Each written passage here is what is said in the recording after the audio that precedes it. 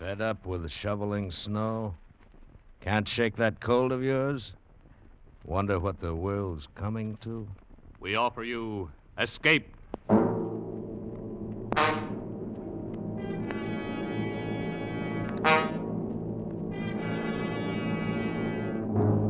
You were alone in a remote village on the Welsh border, surrounded by silent townspeople who were watching and waiting for you to decide to lose your soul.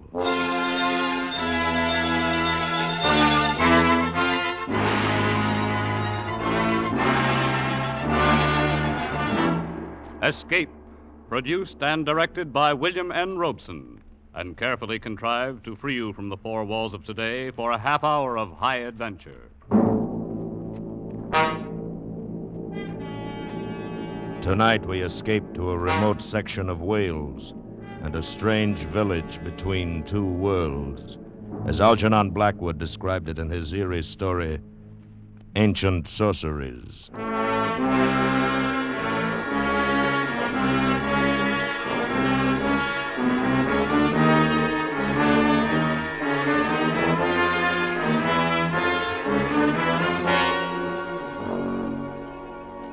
I had spent a week's vacation in Wales and was returning to London by train when it all began. It was late afternoon. We'd left the Welsh mountains and crossed the border into western England, passing through a countryside which appeared singularly empty, deserted of life. Over the soft hills and the valleys between hung a faintly perceptible haze, given to the whole landscape a feeling of enchantment and unreality. The train at length slowed down to a stop at a tiny wayside station. As it did so, a sudden thought occurred to me. Why not leave the crowded train with its irritating noises and spend the night in this peaceful spot, then take a slower and emptier train in the morning? On the impulse, I rose from my seat, and the man sitting opposite to me said, Why, say, sir, we only stopped here for a minute or two. If you're thinking of walking about a bit. No, as a matter of fact, I'm getting off here. I thought you were going to London. I'll go on in the morning. I'm going to stay here for the night. I strongly advise you not to. I beg your pardon? This is the village of Malton. Malton? I've never heard of it. Few people have, outside. But if you place any value on your soul, you'll not spend the night here. My dear sir, what are you talking about? Why not? Because of the sleep. And because of the cats. That's all I can tell you. You're insane. I'll take my bag if you don't mind. You're making a terrible mistake. You may not even have the chance to regret it. Don't leave this train. I know what I'm talking about. Oh, what utter nonsense. Don't. Don't, I tell you. Goodbye. I stood there on the embankment as the train pulled away. What in the world was the matter with the man anyway? Cats, sleep. His words made no sense. I picked up my bag and started walking up the long hill toward the village. And suddenly, for no reason at all, I shivered.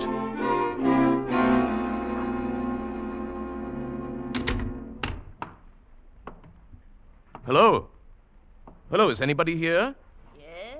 Oh, I didn't see you at first. Is there something I can do for you, sir? Why, yes, I saw your sign outside, the Inn of the Golden Bough. I should like to get a room, please. You're planning to stay here? Why, yes.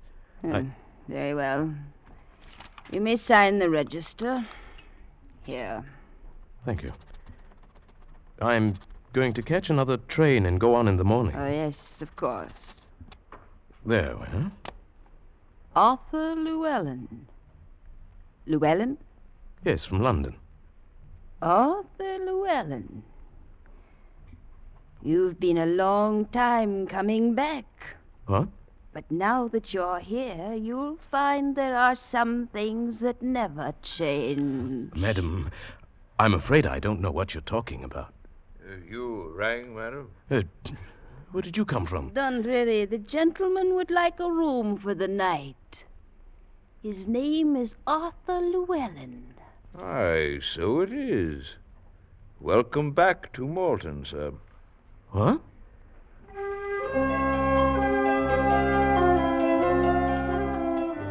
Why, I knew I'd never been here before. What was it all about? First the man on the train, and now these people. Were they crazy, or was I? I left the inn and walked along narrow cobbled streets, beneath quaint gables leaning out from the silent, shuttered houses, through dappled pools of light and shadow. It gradually dawned upon me that the village of Malton was centuries old, older than any town in England ought to be. And the people I passed now and then were dressed in the fashion of another day. They paid no attention to me. They went silently about their own business. Yes, that was it. That's what I'd been noticing. Silently. They came and went with only soft padding sounds to mark their passing, as though they walked in shoes with soles of velvet. When I stopped, there was no sound. The silence was unbroken. I hurried on through the streets and came at last to the far side of the village, to a place where the hill broke away sharply from a low, flat wall of stone, perhaps a rampart once. I sat down upon it, and the dreamy, lazy somnolence of the place stole over me. Presently, I don't know how much later, I became aware of the sound of weird music rising out of the vale below me. I looked down from the rampart. The sunken plain at the bottom melted away into a sea of gathering shadow, blurred in a swirl of thickening mist.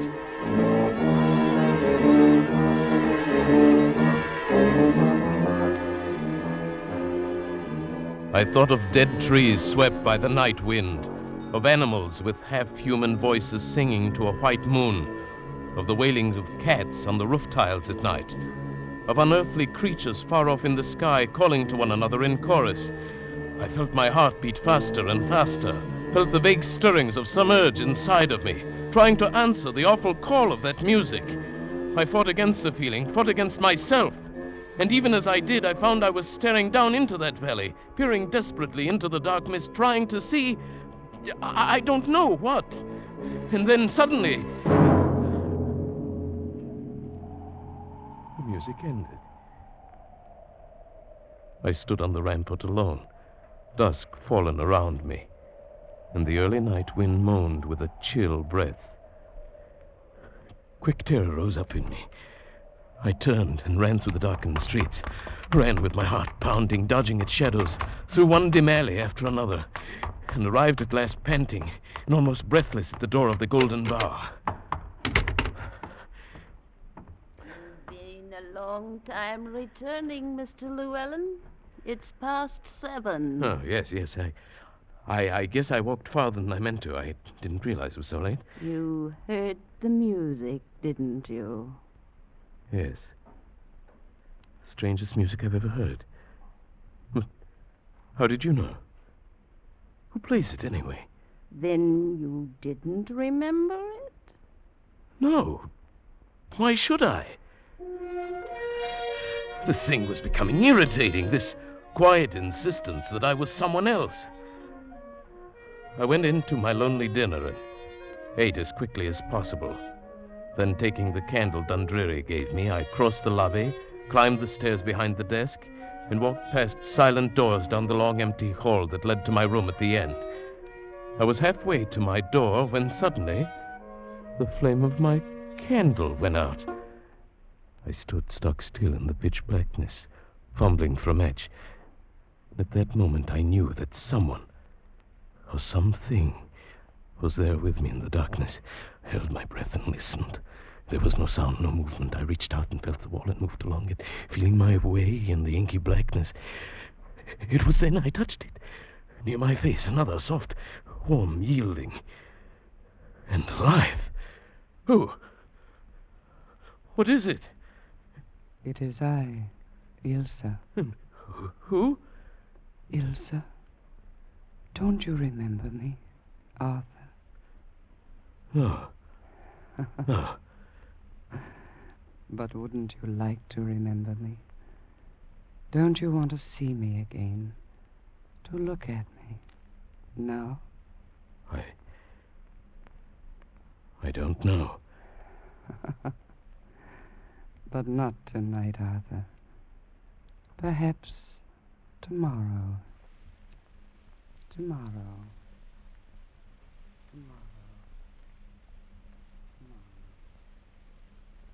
I stumbled blindly through the door of my room and shut it behind me.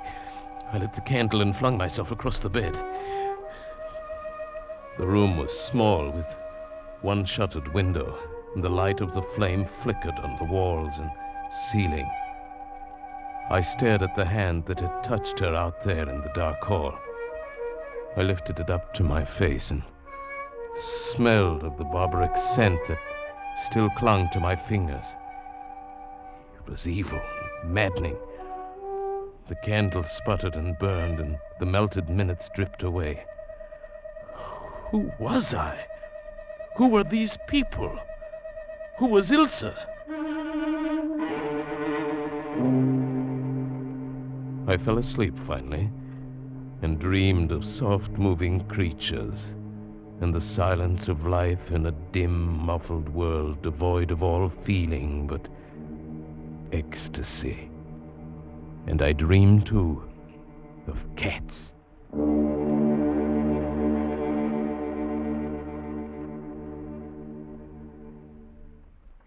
Slept quite late this morning, Mr. Llewellyn. Huh? Oh, morning, Dundreary. I felt as if I'd been drugged. The night air here in Malton is very conducive to sleep. I'd meant to catch the morning train for London. Now it's too late. What a terrible shame. Oh, by the way, Dundreary. Yes, Mr. Llewellyn? Do you, well, I was wondering if you'd know anyone by the name of Ilse. Ilse happens to be my daughter, Mr. Llewellyn. Oh, I didn't hear you come in. I hope you were able to sleep well, without any unpleasant dreams. I guess so. I'm so happy to hear it. Perhaps then you may decide to stay with us for a long time. That's very kind of you. No, it isn't kindness, Mr. Llewellyn. But all of us are hoping that you may decide soon. Decide? Decide what?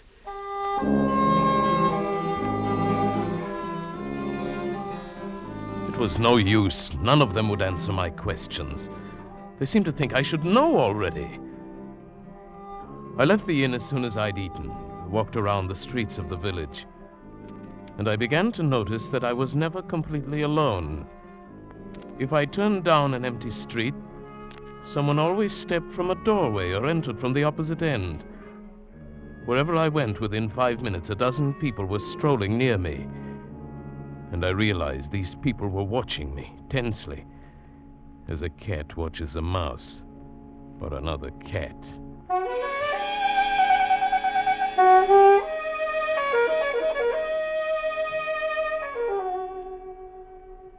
It's quite fortunate you came back early, Mr. Llewellyn. Your dinner this evening is a rather special one. Special? What do you mean by that? You are to have a guest. Huh? Who? An old friend. She's coming now. The girl who came toward us across the room was lithe and slim, and she moved with the sinuous grace of a young panther. She was lovely, exotic, and terrifyingly beautiful. May I present Mr. Arthur Llewellyn, Miss Ilse? He's been with us for 2 days. Yes, I know. My mother told me. May I sit down, Mr. Llewellyn? Hmm? Oh, yes, please do. Here, permit me. Thank you. You may sit, Andre. Thank you, Miss Ilse. Then you're Ilse? Yes. Don't you remember me, Arthur? From last night. It was you last night, wasn't it? Yes. And other nights? Can't you remember all the other nights? No. Then we shall have to try that much harder. It's been such a very long time. Please, Ilse, what is it all of you talk about? I don't understand any of it. You will, Arthur. Unless you leave, of course. Weren't you planning to take a train to London in the morning? Yes. No. No, I've changed my mind. I'm glad you did. We'll try to make you happy here, my mother and I. And then perhaps you'll stay a long, long time. No. I must leave for sure in a day or two. Suppose we wait and see. And meanwhile, if there's anything you want, all you have to do is ask me. All right. Why don't you tell me about... Yes, Arthur? About what? No. No, I don't want to know. I don't want you to tell me. Suddenly I realized I was afraid to know. Afraid. I should leave now, but I couldn't leave. It was Ilse. She attracted, repelled, fascinated, and horrified me, all in single flashes of blasting emotion. I felt the presence of a great gray curtain ready to roll back at any moment and leave me on the brink of an awful adventure. I knew the village held its breath, watched and waited, and then on the evening of the 5th day, the whole ghastly secret exploded into hideous life. After dinner, Ilse had asked me to walk with her. It was the first time I'd been outside the inn after dark. We walked through the village in the moonlight, saying little, and came finally to the stone rampart above the sunken plain. We were quite alone. Look, Arthur. Hmm? It's a full moon tonight. Do you know what that means? Yes. It means I can see more clearly how beautiful you are. Do you really believe that? Do you think I'm beautiful? Like a soft, sleek leopard in a warm jungle of shadows. But wait, I'll see you even better in a moment. Arthur, what are you doing? These dry leaves by the wall, they'll make an excellent bonfire. There, you see? No. No. What's wrong? The fire. No, Arthur, put it out. All right, Ilse. There, don't worry. It's all right. Hardly had a chance to get started. There, you see, it's all out. Yes, I see. Ilse, why did it bother you so much? Don't you remember? Don't you remember the fire? No. What fire? Oh. No. Don't talk of it. Look at me instead. Look at me, Arthur. Yes, Ilse. Arthur, do you love me? Yes. Yes, Ilse, I love you. I love you and I want you. I'm glad. That means you'll come back to us then. I don't know what you mean, Ilse. You can know everything. Tonight, if you want to. Yes, I do. You must know a part of it already. Down inside. You must remember some of it, don't you? Yes. It's like something buried for centuries inside of me, and now it's beginning to come alive. Let it come alive. Don't fight against it. You belonged to us once long ago, and you still belong. Yes. I seem to know that. That's why you came back. You heard them calling. You heard me calling. And you came seeking the old life again. Yes. But Ilse, I'm afraid. Are you afraid of me? Look at me. Ilse. Kiss me.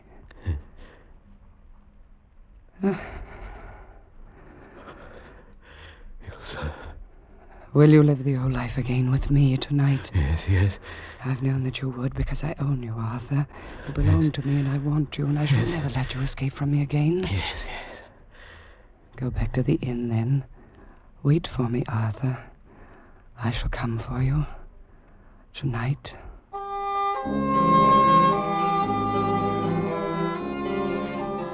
Back at the inn, I paced the floor of my room. a tense, uncontrollable excitement driving me along in a nervous frenzy. The dry crypt of memory broke open, and all the things I'd hidden away for centuries poured into my consciousness. I knew now why I'd come here. I knew what I was going to do. And I knew that I was lost.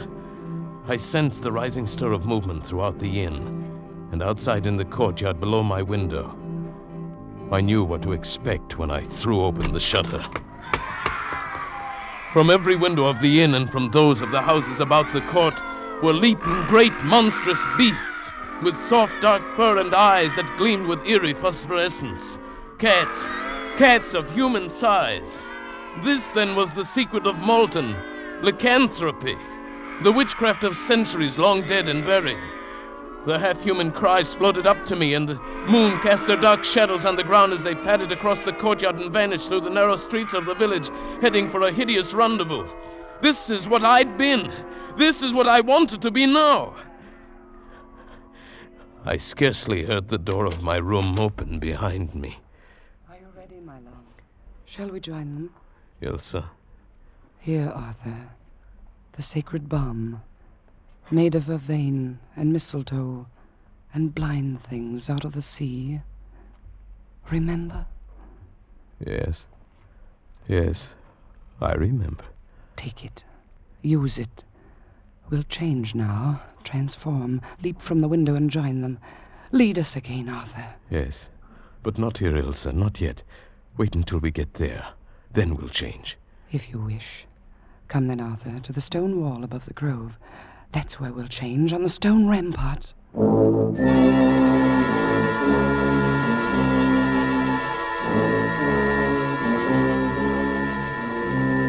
In the grove on the sunken plain beneath the wall, insane shadows writhed in the moonlight and postured in the luminous mist. 1,000 of the Devil's Own were dancing in the unearthly music born from the harmony of the black sacrifice, crying out in delirious abandon, calling to the thing that now lived inside of me, and struggled, screaming in my skull, trying to answer them back. I fought against them, fought against Ilsa, pleading and clinging with her soft arms about my neck. Now, Arthur, come with me now if you love me. I love you, but I can't do it, not again. Yes, my love, only an instant to change, and then we'll live forever. Is it living without a soul, Ilsa? Does it matter when I'm here? No, once before I escaped, but I can never escape again. This time there'd be no turning back. Am I not worth it? Look at me, my love. I clung to the very edge of my sanity, fought that I would not be lost and damned forever, and at this moment I knew what I could do. Arthur, wait. What are you doing? I found a match in my pocket, struck it, dropped it into the dry leaves that lay banked across the whole length of the stone wall. No, Arthur, don't. Yes. I can't come to you through the fire. You're driving me away. Yes! Go, Ilsa, go into the valley. Goodbye, Ilsa! Goodbye! You fool! You fool!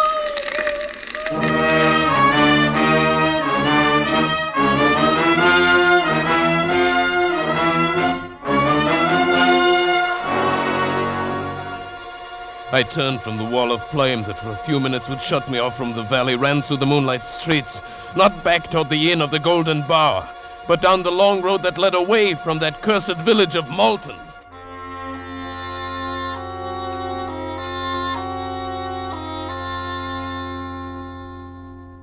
Well, Mr. Llewellyn, I find this one of the most interesting cases of hallucination I've encountered since I began the practice of psychiatry.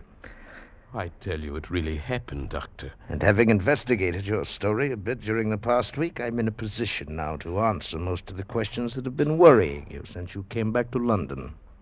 What do you mean, investigated? I went up to Hereford and looked over some of the old records there. Then I motored over to Malton for a couple of hours. Well, then you know it's all true. You saw it. You know I was there. Oh, there's no question but what you were there, Mr. Llewellyn. The lady who runs the inn showed me your name in the register. Said you left suddenly without taking your luggage or paying your bill. She was really quite put out. I see. Well, what of the records, Doctor, the ones you spoke of? I think they really explain the whole thing, Mr. Llewellyn.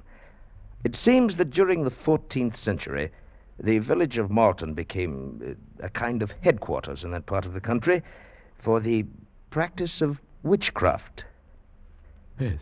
Yes, go on. Numerous trials were held there in the late 1300s, and a great many men and women were convicted of sorcery and burned to death.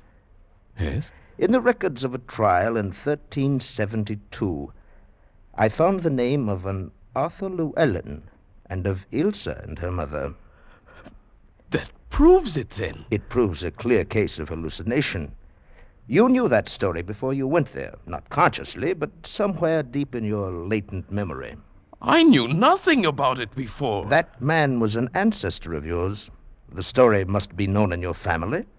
When you arrived in Malton, accidentally, the association of the name just pulled the trigger, and your imagination did the rest. Yes, but Doctor, my parents died when I was 4. I've never been around any of my family ever. No matter. You see, a childhood memory is amazingly persistent at times. Yes. Yes, I suppose it is. I knew then what I had to do. The only thing I could do. There'd be no use in talking further with the doctor. He'd find some phrase of science to cover everything. He'd even try to explain away the mark I still carried across my shoulder where Ilsa had thrown her arm about me in those last mad minutes on the rampart. A mark that was covered with soft gray fur like the fur of a cat. I knew now what had to be done, and what must be done while I still retain my sanity. One last act, final and irrevocable. An act that begins by walking into the railway station at Charing Cross. Good evening, sir. May I help you? Yes. I'd like a ticket to Malton, please. Malton? I don't believe It's a little village on the Swansea line near the border of Wales. Oh, yes. Here it is. I don't believe I've ever sold a ticket to Malton before. I don't doubt it. Let's see. 4 and 6, single fare, first class. Did you wish a return trip, sir, or one way? What did you say? Oh, I'm sorry. Make it one way.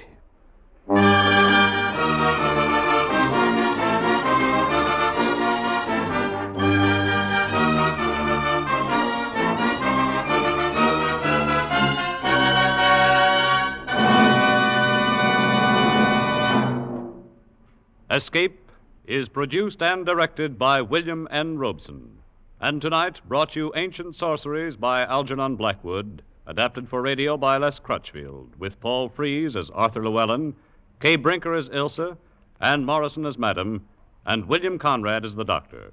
Music is conceived and conducted by Cy Fuhrer. Next week, After you've had a hard day at the office or bending over a hot stove, next week at this time, when your problems seem too much for you, we offer you Escape.